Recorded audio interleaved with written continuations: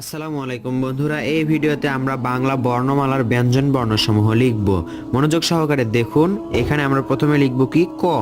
এখান থেকে এভাবে সোজা টেনে এদিকে দিয়ে আবার এদিকে নিচের দিকে নিয়ে এসে উপর দিকে তুলে এরকম করে সুন্দর একটি ক হয়। এরপর কি লিখব খ। খটা এখান থেকে দেখুন এইভাবে উপর দিকে তুলে দিয়ে আবার নিচের দিকে এসে আবার নিচের দিকে গিয়ে আবার উপর দিকে এভাবে সুন্দর খ। এরপর কি হয় গ। গটা কিভাবে দেখুন এখান থেকে এইভাবে ঘুরে উপর দিকে থেকে আবার নিচের দিকে নিয়ে এসে আবার উপর দিকে গেলেই গ হয়। গতে অর্ধমাত্রা হয়। এরপর ঘ। ঘতে পূর্ণমাত্রা হবে। আমরা মাত্রা দিয়ে নিতে পারি অথবা পরেও দিতে পারি, সমস্যা নেই। এইভাবে ঘ। এরপর উ কিভাবে দেখুন এইখানে এইভাবে ভাঁজ করে সুন্দর একটি এরপর চ। চটা কিভাবে দেখুন, আগে আমরা মাত্রা পরেও দিতে পারি আগেও দিতে পারি, এইভাবে সোজা দিয়ে এই তো হলো চ। এরপর ছ।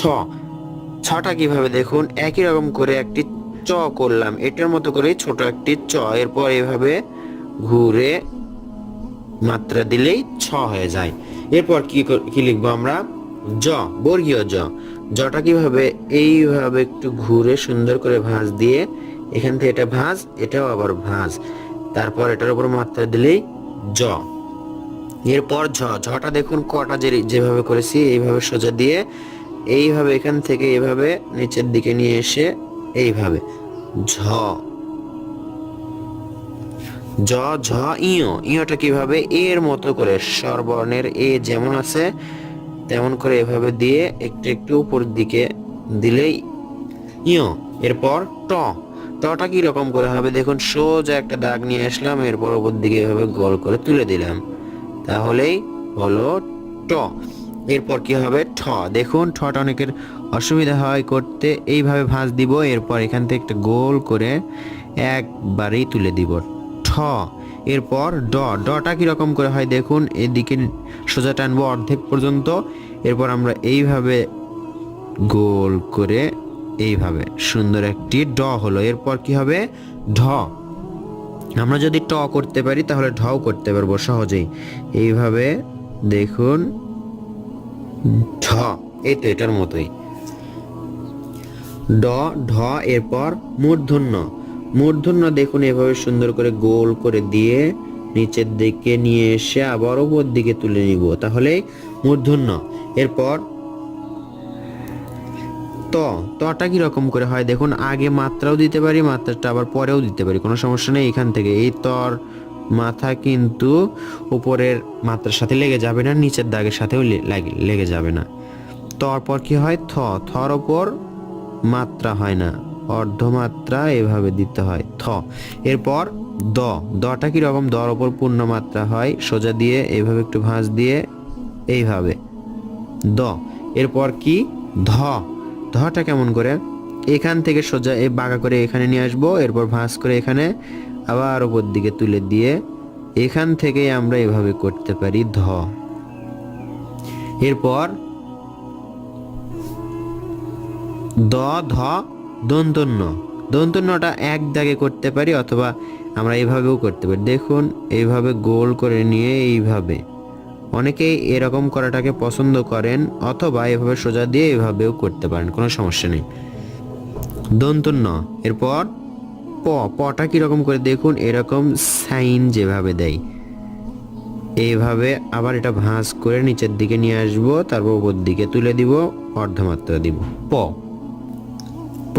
তারপর ফ। ফটা কিভাবে দেখুন, এখান থেকে এভাবে নিয়ে আসবো, এভাবে নিয়ে আসবো নিচের দিকে আবার উপর দিকে এইভাবে ফ। এটা কিন্তু উপরের দাগের সাথে লেগে যাবে না, অর্থাৎ মাত্রার থেকে একটু ফাঁকা থাকবে। ফর পর কি হয় ব। বটা কেমন করে, এইভাবে দেখুন আবার এখান থেকে এটা এভাবে এভাবে এক দাগেই কিন্তু বটা হয়ে গেল। বর পরে কি হয় ভ। ভটা দেখুন মাত্রা থেকে একটু নিচুতে আমরা নিব, তারপর এটা গোল করব এভাবে, এরপর আবার এভাবে ভটা যত সুন্দর করা যায়।